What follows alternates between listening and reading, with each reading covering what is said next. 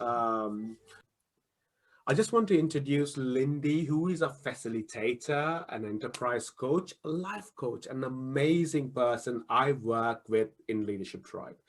She's a great friend, great coach, and we argue a lot. We do fall out on the way we want to deliver or some of the concepts where we tend to see how we can deliver the value, what matters for people. And that's the person I work with.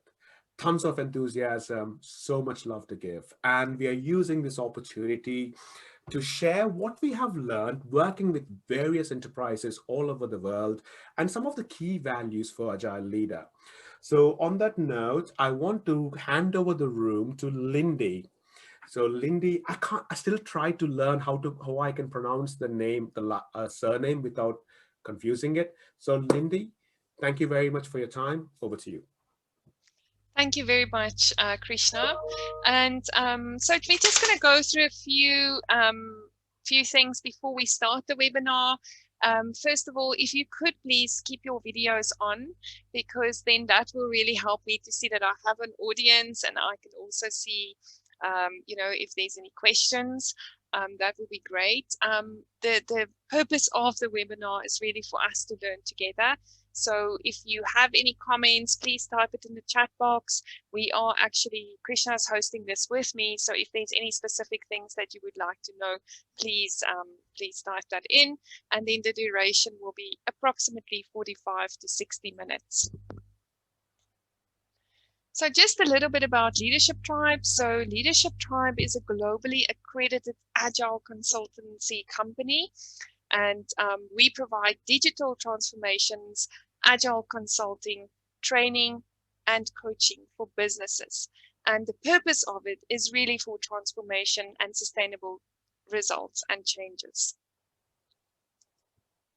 Krishna, would you like to add anything here about Leadership Tribe? When we use the word tribe, Lindy, it's a tribe of like-minded people working together and helping to move forward. So when we talk about leaders, leaders do play a very, very important role. For example, so if you have a leader who's working in an organization, they have 30 to 50 people or sometimes hundreds of people working under them. So leaders do play a very important role. And these 30 to 50 people, they have families behind. So as a leader, if you're able to build these 30 people, you're also uplifting those families behind those leaders. So they do play a very important role. When we work with various organizations, we learn a lot as Leadership Tribe coaches, and we give it back to the community. It's just not only community in the form of webinars, we also do public training programs. At the same time, we also help people with the coaching, mentoring, leadership coaching, and we also train mentors, coaches, and trainers. It's just not, you can't take one element in isolation. You have to take everything. What do we need to do?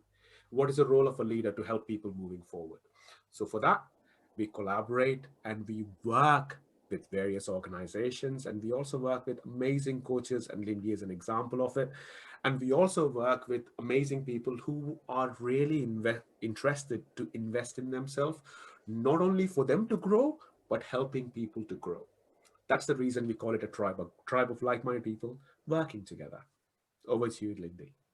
Okay, thank you, Krishna. So I would like you to type in the chat box, what do you think is an agile leader? So just one word that describes an agile leader in the chat box. Flexible, Aditi, thank you.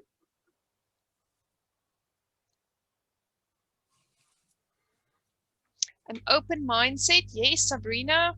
Pragmatic, passionate, adaptable, honest. Definitely adaptable. Yes, a leader who is a servant. Somebody that is supportive. Somebody that thinks for the team. Okay, we'll talk about that as well. Somebody who can act and react on the changes. Yes, so agility, transparency, symbiotic, responsive, being a coach, growth mindset, well done, Asset. And somebody that is quick to act. Thank you, Jane. So you need to be agile. So if we have a look, thank you very much for that. If we have a look at the definition of agile leadership fosters agile ways of thinking and working. It also creates an enabling environment. And we're going to talk a little bit about the enabling environment in the webinar, where teams can really do their best work. And you as a leader also have the role of championing agile throughout the organization. So in a nutshell, this is what a definition is of agile leadership. If I could please ask Artie, I see Artie is in the room. Artie, do you mind unmuting yourself and perhaps reading the quote for us?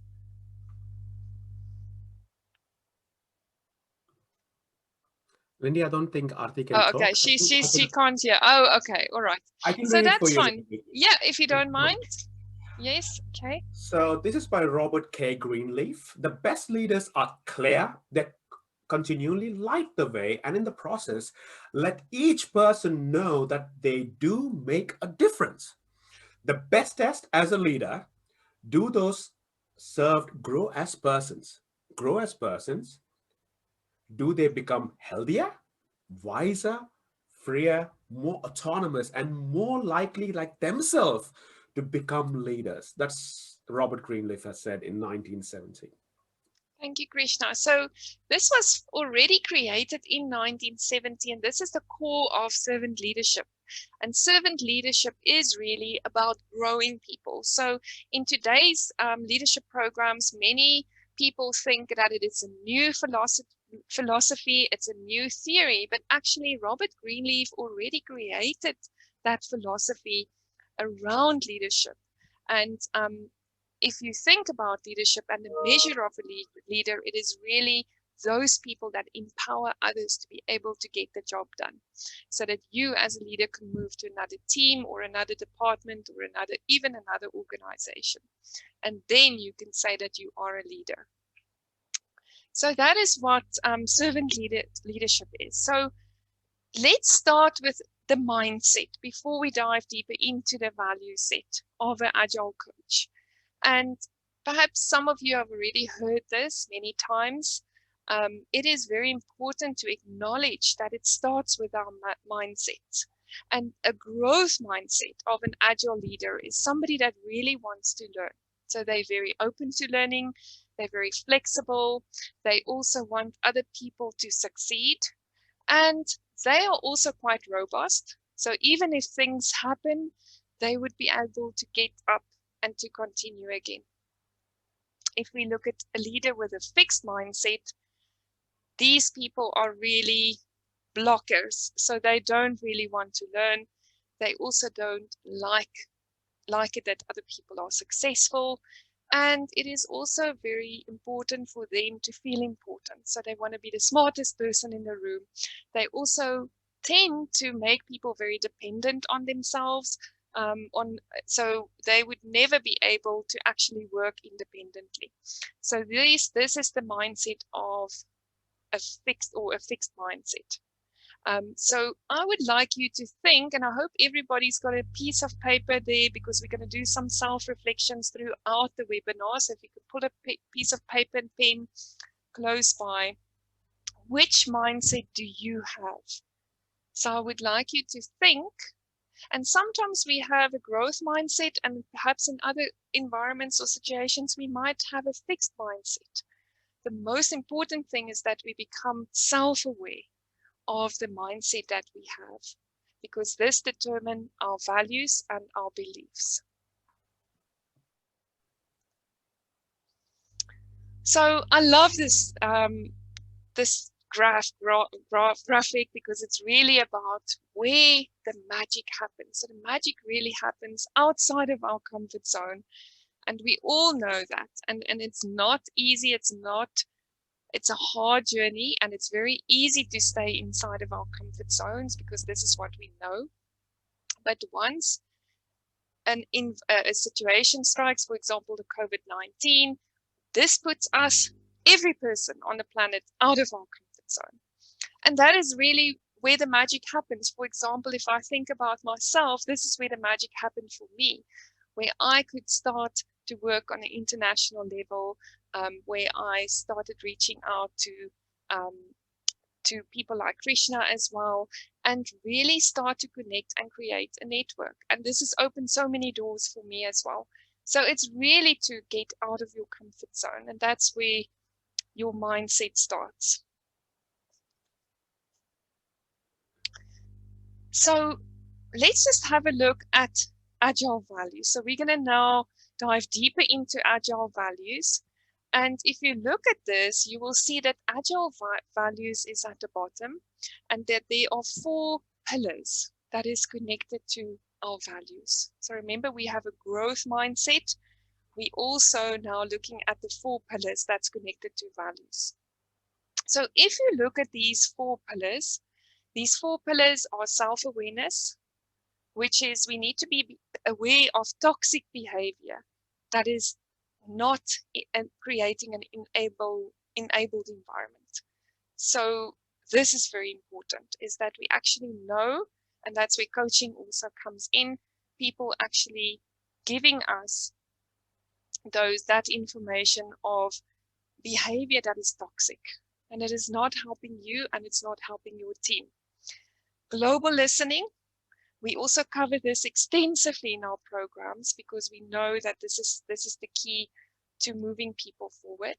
And it's really about having the curiosity and also the empathy to help people to move to the next level. For those people that has been involved in Agile, we're familiar with non-violent communication. And if we talk about non-violent communication, it's not so much about conflict resolution, but it is rather than looking at the needs that are not met and how we can resolve that. And then, as we said as well, servant leadership. How do we actually look after the well-being and the growth of the people in our team? So those are the 4 pillars of an agile mindset. So what I would like you to do, just in the chat box quickly, which one do you think is the most important? So just in the chat box, if I can have a few people that could respond.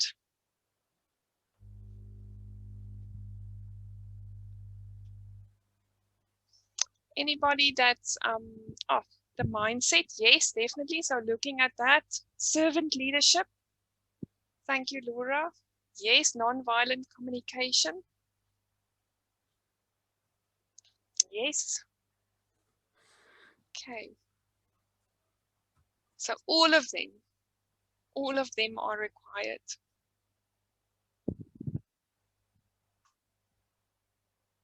Okay. So this also explained it to me. So let's just, before we dive deeper into the values, let's just have a look at a VUCA world. So many people talk about it, but sometimes we don't know what it really means. So what does a VUCA world mean? So if we have a look at it, it's really about a volatile world or environment. And this is particularly where the rate of change is very, very fast. So for example, now during the COVID time as well, we know that things are changing every single second, every single hour. So it's volatile. If we have a look at uncertainty, it's definitely, we can just think about what's happening now. We don't really know what's going to happen, and we don't know what's going to be the future as well. This environment that we live in is also very complex because we do have data, we do have statistics, but unfortunately, those statistics and the data is not really connecting the dots, and we can't really make decisions. So it is very difficult for us to predict the future, and therefore it's very complex. And then lastly, it's ambiguous as well. So we don't know. We don't have any clarity about anything that's going to happen in the future. We can only know for certain that we are present right now on this webinar. Okay, so that is a VUCA world. And why is it important? So if we have a look at high performance teams, we also in our programs talk about a high performance tree, because it really starts with the roots of the tree. And the roots of the tree is our values. And those values are constant. Those values and principles are constant, and they are universal, and they are self-evident. So in the end, it is very important to have stable roots, because if we are living in a VUCA world as we are living now, that can also determine our behavior and our thoughts, the things that we're thinking about every minute, and also how we act. And then lastly, it then determines our results.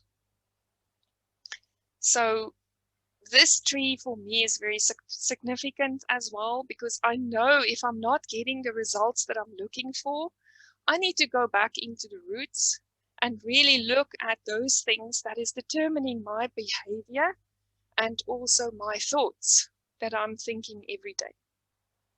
So it's something that we can continuously use in our personal lives as well as in our workspace.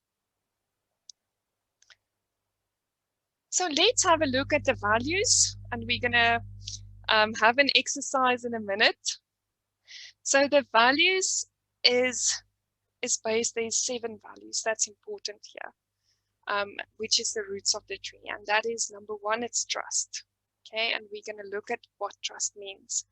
It's also respecting each other, being open, having that open mindset, having the courage, authenticity, which is becoming more and more important. And you will keep on hearing authenticity, because that is where the world is moving towards, is authenticity, integrity, and empathy. So these are the 7 values of an agile leader. So what I would like you to do on that piece of paper, if you can please bring it closer again, and just select, so you can read the description of each of these values. And then I would like you to just select 3 values that you would like to develop. So also thinking about yourself now, where are you right now? Okay, and because our circumstances have changed drastically from March to now. So perhaps we need to think, how can I trust myself? Or how can I have more courage to go for the things that I want to go for? Or how can I be more authentic in my relationships? So I just want to give you a minute or two just to think about the values that you would like to work on to survive in a VUCA world.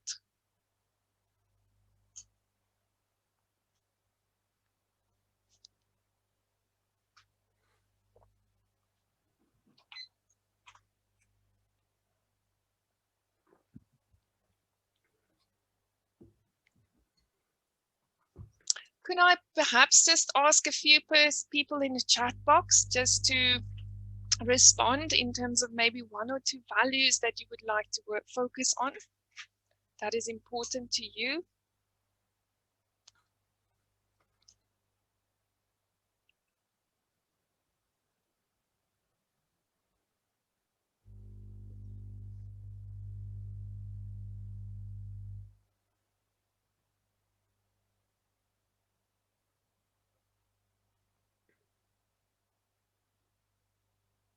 Thank you, guys. Okay.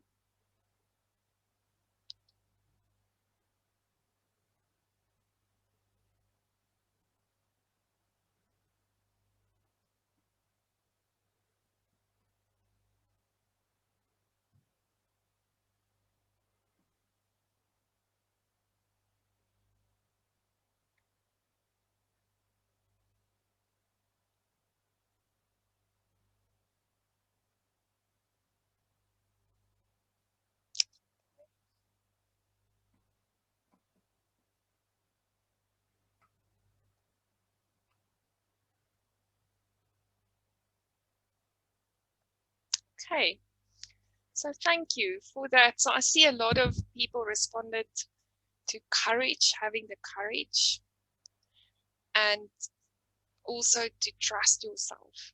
Okay. Integrity. A lot of people also typed in integrity as well.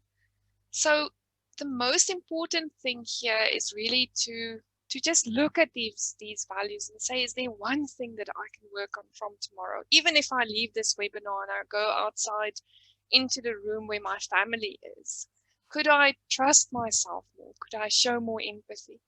Could I maybe be more authentic? Because it starts with you in the end. Okay, so I would like to now just ask you to think about yourself as an agile leader.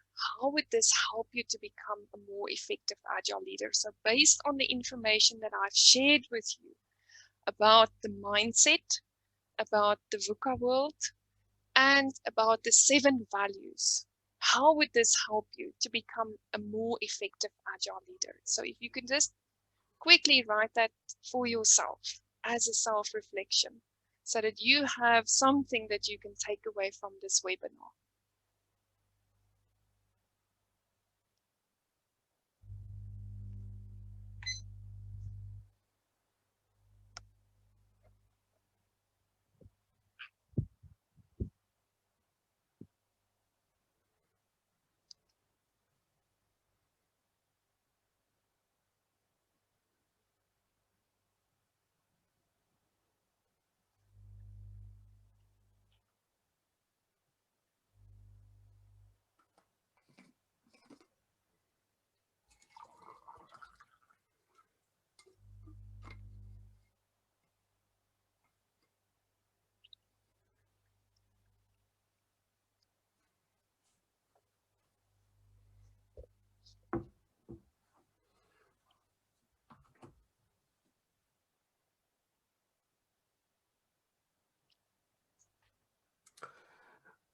Okay, So, Krishna, Lindy, then I'm going to hand it over to you. Thank you, Krishna.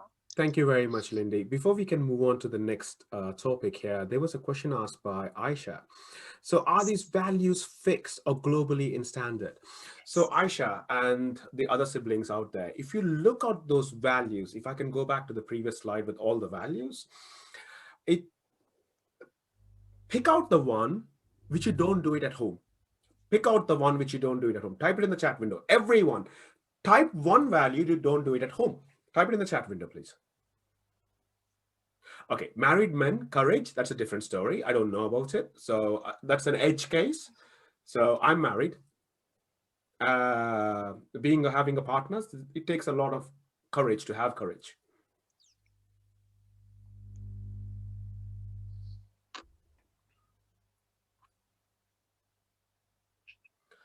So these are simple human values.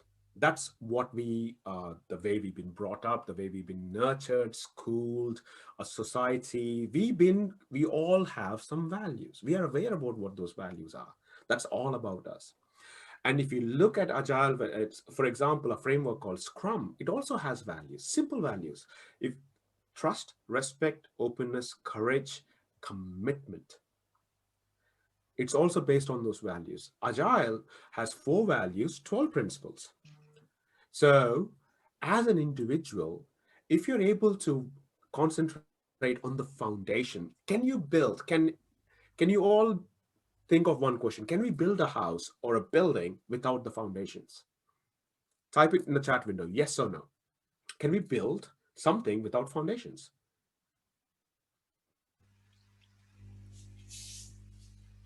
Maybe you can build a pack of cards, like a deck of cards, and you can build a building. How long will it stay? It doesn't. It's very critical. If you want to be a leader, there are some things which you need to practice. Trust, respect, courage, openness, empathy, integrity. There are some agile practices there which helps us to improve those behaviors. Those practices, they really do. For example, if some of us have been working in agile environment or non-agile environment, we call something called a retrospective. It's a reflective learning. You look back in the past, say the past can be in the last 2 weeks or last 3 weeks, and ask one question. Bring all the team members together. How do we get better as a team? That's the one question they're asking. That's the one question they're asking. How do we get better as a team? So they're reflectively learning, and they, as a team, they are able to build the trust, the respect, the courage to openly say, these things didn't work last time, those things we need to spend more time that will help us. So these behaviors get inculcated in everything we do. As leaders, you also have one question when you go into any meeting, when you're working with your team members: which of these values are missing when I'm having the discussion with my team members? Which of these values are missing? Or if all the values are there, what do we need more? What do we need more? To create a transparent world, you need to be authentic, honest about things. When things are not right, be open about it. When things are amazing, be open about it. Sometimes when I've worked with various teams and various cultures as well, it's really hard, in some cultures, really hard to say no to your bosses. It's really hard to say no to, no, it doesn't work. Why is that? Why is that? When I've been investigating, working with team members, some of them did say they're afraid of the repercussions. If I speak openly to my boss, I might get my ass kicked later. Because this meeting is all good. Next meeting, that's an ass kicking meeting. So it takes this, we cannot change this overnight. We cannot change these behaviors overnight when you're working with your teams. Even though if you're living, breathing these values, if you want to bring the team together to follow the same values, you can't do it overnight. There are simple practices, there are simple tools out there. Go investigate and find out what works for you. And the most important thing is doing something about it, taking an action. The interesting part is, okay, you have these values. Okay, what are the skills I need to have? So moving forward, we have a list of behaviors, we have a list of skills. So Lindy, can I ask you to move forward, please? So this is a map of the world. Let's look at this. So at one part of the map, if I do look at it, you got the Agile Lean section. In the Agile Lean section, these are practices. These are mindsets we are talking about. Agile is about the human beings. It's about the behaviors, values. Lean is about eliminating waste. And there are different frameworks out there to see what you can use it. Lean predates Agile. Agile was the word, Agile values and principles was coined in 2001. Lean started in 1960s, 1950s. And same with Six Sigma, it's all about quality. So some of the frameworks even predate Agile. So you need to learn and understand it. If you're able to learn and understand it, you will be able to teach. You got your team members, you'll be able to teach them on using some of those practices, those behaviors. Having those skills, you'll be able to mentor people because you're a subject matter expert. As a subject matter expert, you can impart some of the knowledge and help people to train them. And you have one of the skills as being coaching. Coaching is about helping people to come up with their own solutions in the form of listening, asking powerful questions, and providing those observations. That's about coaching. In facilitating is a neutral process. You're bringing both the worlds together and finding and working ways in such you are so that you can move them forward, so that they can come to a common conclusion and move them forward. Sometimes there might be conflict, so you might be able to handle conflict on the fly. Sometimes there might be conflicts within the team. How do you work with your team members? It's all about facilitating those hard conversations. That's facilitation skills. And to have those skills, you also need to have the people and the influential skills. People you can listen to, people you can resonate with, and how you can work with them. These are simple life skills, people skills. It's not about what you say, is how you say it. Because, for example, if I use a piece of content, shut up, mate. Or I can say, shut up, mate. So, same content can be delivered in different ways. So, what is the right way to use so that you are able to influence people the way you can help people to achieve the goals? I'm not saying don't be an asshole out there. It's just being a human being and understanding what is in it for them And what can I do as a servant leader to put their needs first and help them to be successful? Those are people and influential skills. And you also have the mindset, the behaviors, why people do the things they do, understanding the needs, what is in it for them, and working with them, help them to look at different elements. So these are some of the skills for an agile coach. What about a leader? So among the skills, there are also a few mastery elements as well. Technical mastery is being a subject matter expert. It can be about DevOps. If you're working in marketing, it can be about analytics. It can be bespoke skills when it comes to technical mastery.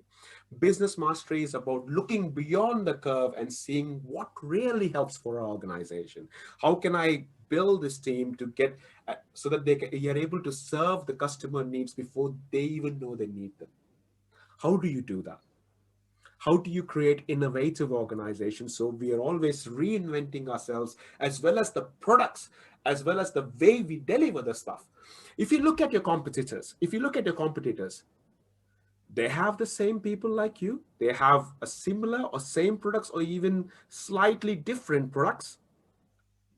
The only difference between you and your competitors is the way you do things. Remember, organizations are made with people, and we are all there working in different organizations. But what makes us unique, different, is the way we deliver stuff. And for that, the underlying thing, of course, we spoke about the values, you also need to have those skills. Transformation mastery is about bringing change. How do you bring change? How do you bring change in an organization? If I ask you, everyone, from tomorrow onwards, you need to drop one favorite thing without reason. Will you do it? Will you change overnight? Type it in your chat window. What will make you change overnight? In your chat window. Type it in your chat window. What will make you change overnight?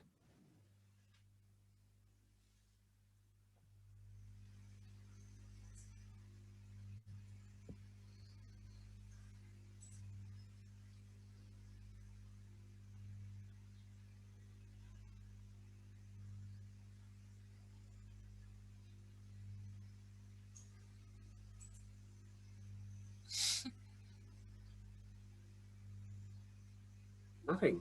All right. And need and value of change, self-awareness, goal, objective, focus, value, and desire. These are all great answers. Let's, for argument's sake, if there's a fire alarm kicking off right now, do you think I'm going to have a discussion with you on this webinar?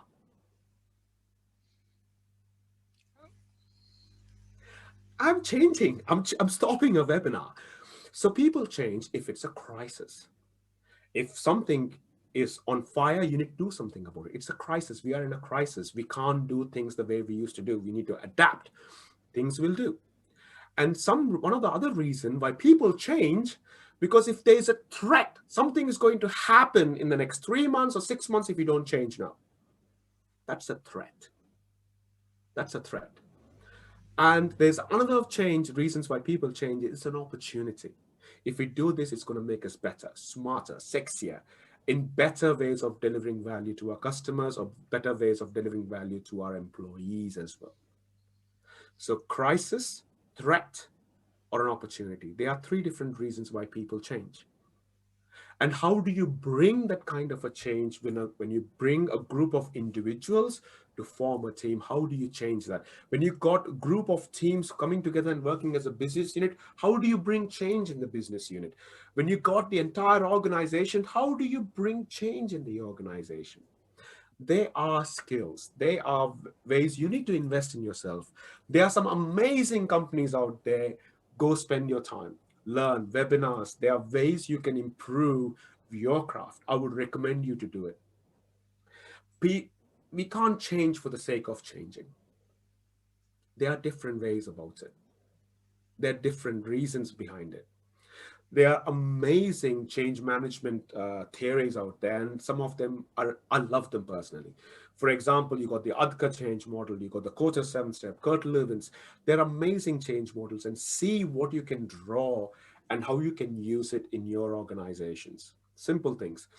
You don't need to bring change in a big flood, even a 1 degree change, even a 1 degree change now, over a longer run, that will help you to make it better. That will help you to make it better. These are some of the skills we teach for agile coaches. Do you need all of them? I don't know. But do you have to have all of them? This is the question you need to answer. Because at that moment of time in your organization, you are there. Krishna's not there. Lindy is definitely not there. We are not there with you. Or not even your coach or your trainers who help you to be who you are. Or even your bosses. When crisis hits, when situation goes in a different shape, you're there in the middle of the storm. What will be your action? What will be your step? Because at that moment of time, sometimes you need to use the wisdom of the gather all the information and take a step and make a call as a leader. Or sometimes you will be asking powerful questions, teasing information out so that the team can find their own solution. Or sometimes you'll be working as a mentor and giving them knowledge of what you have seen in the past, and is there something we can do from that knowledge to fix this problem now? So you will be playing multiple roles at that moment of time. The question I have for you is two-pronged. First question is, from this picture, where are you working right now? Make a note for yourself. You don't need to share it with anybody. You don't need to share it in the chat window as well. This is a message. This is a notes for yourself. Where are you working right now? Are you working where you're teaching your teams? Are you facilitating discussions? Are you coaching your teams? Are you mentoring or bringing change in?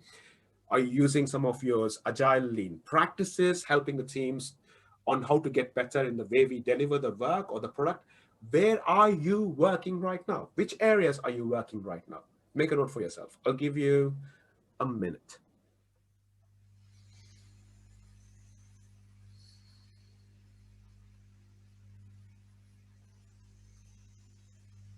This is your self-reflection.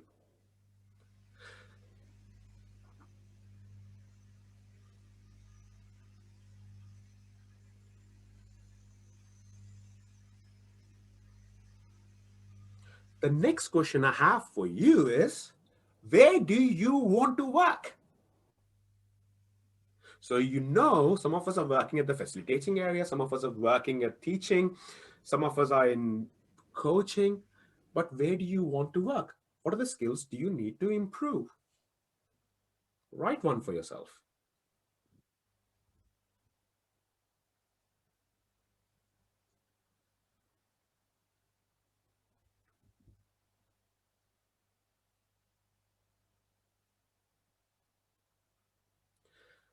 The best person to tell you what is going to help you to get better is yourself. You know where you are.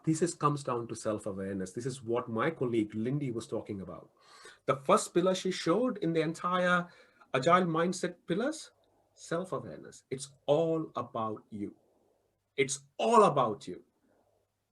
It's nothing about you if you don't even have the foundations. So all we taught is BS if you're not able to have those basic values. Those values. Of course, we talk about those values, mindsets. Everyone sings Agile, Kumbaya, everything is going to be awesome when the moment we start doing Agile. If you're not able to respect people as human beings, we are coming back to those values, everything is utter nonsense. And you can quote me, this is according to Krishna. So on that value, on that note, we will open this room for Q&A. Thoughts, questions, I'm more than happy to, me and Lindy will be taking the questions together. So I'm not working, but I'm looking to be someone who can add positive value and achievements.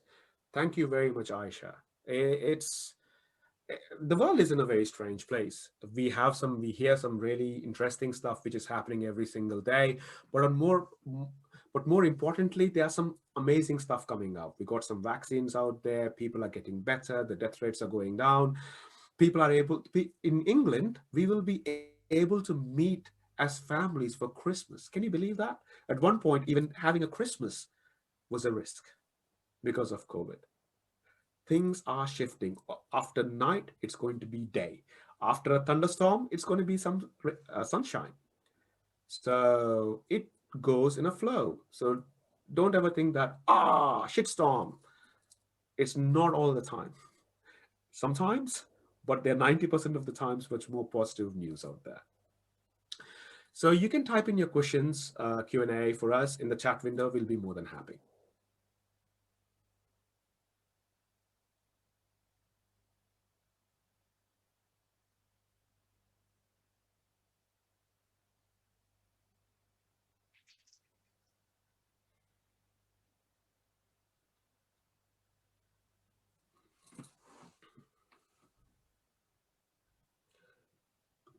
So, Chetan Sharma, how to initiate coaching for management who think they don't need coaching?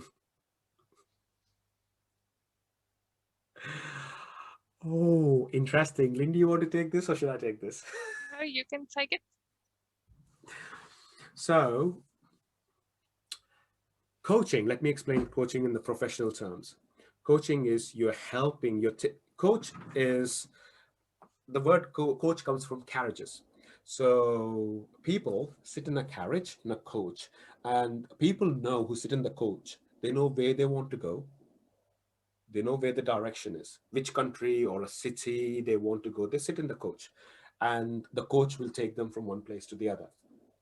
So in a coaching conversation, coach is a person who is helping them, who will be facilitating the conversation. The coachee, the person who's sitting in the carriage, knows where the direction is, knows how fast they want to go, how slow they want to go.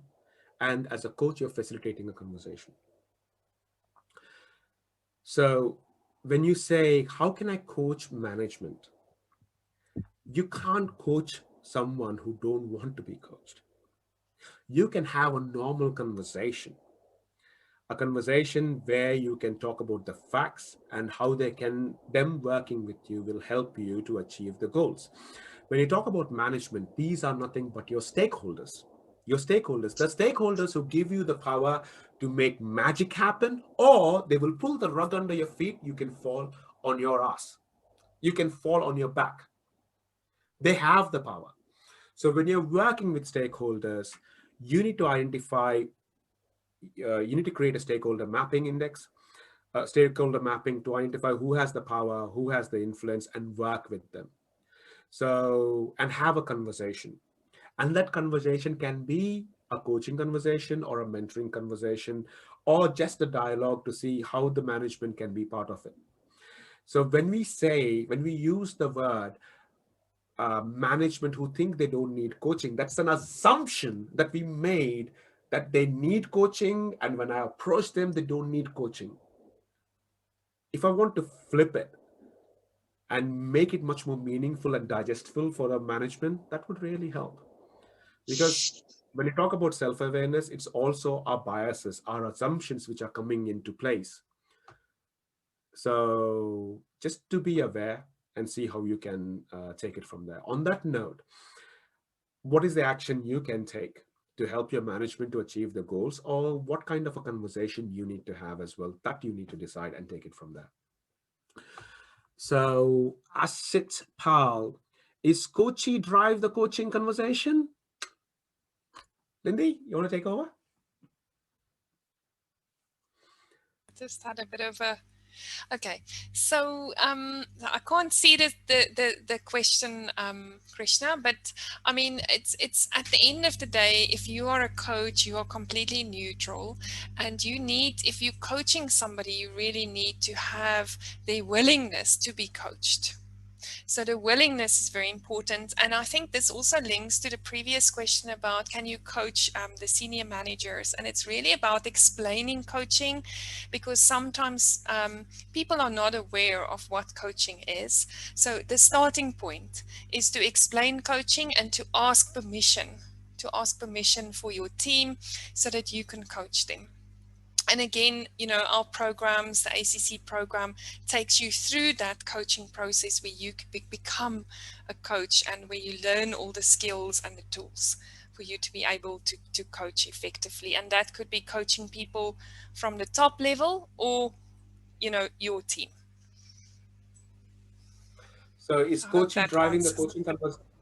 Yeah, is Kochi driving the coaching conversation? The answer is yes. The Kochi drives. So if I use a metaphor in my coaching conversation, just imagine me and my coachee are going on a journey. My coachee is driving, I am navigating. My coachee knows where they want to go, how fast they want to go, how slow they want to go. As a navigator, I am just supporting my coachee. During this journey, there will be traffic jams, there will be roadblocks, or there might be other things. As a coach, you are supporting that coachee go through that journey. You're not making them jump through hoops, but you're supporting them in that journey. So, Asit, the answer is yes. Kochi drives the coaching conversation. The Also next, have, sorry, go on, Krishna. the next question we have is from Vikas Yes. Salunke. I don't know if I pronounced the name properly, Vikas. Do leaders practically follow these principles and values? Okay, the answer is I don't know which leader are you for referring to. I don't know if the leaders practically follow. I can't speak on behalf of leaders, on the leaders you are thinking about right now. For you to be a great leader, simple human values matter. It starts from being a human being. The values we spoke about: openness, trust, courage, respect, empathy, authenticity. These are values. These are human values. So when you as a leader, how do I know is my leader following these values and principles? They show obviously in when you're facilitating those meetings, when the leader is saying, you when you have a debrief, these are the things which I'm expecting from the team, openness, and you're able to openly have this conversation with these people. That matters. That really, really matters. Do leaders practically follow? My recommendation is they should follow. Do they follow? I don't know the answer for it. So I will leave that to you to make a best guess for it. My recommendation is they should. Krishna, we've got 10 minutes left. So I just wanted, is there anything else? Aisha also said if you have knowledge, share it. I think that's great as well. Knowledge sharing as part of coaching. Can you suggest few books, reading websites who can help you understand the coaching mindset? Not the coaching mindset, but the coaching mindset. There's a book called Coaching for Performance by Sir John Whitmore. In England, it's like £10, £11. It's an amazing book. I would recommend you to invest in it. And I think in US is less than $7 or $8. In India, you can pick it up for 400 rupees as well. So I would recommend you to buy it. And there are some amazing, amazing books as well. So start from one book, get it done, learn it in such a way that you can teach somebody and you can move on to other things. So moving on, I think we are, if you have any more questions, feel free to reach us on LinkedIn. We have one of my colleagues will paste the link for the Leadership Tribe LinkedIn URL. Follow the company, and if there's lots of free content there, take advantage of it. Borrow shamelessly, right? Borrow brilliance or steal shamelessly. So anything which works for you, take advantage of it.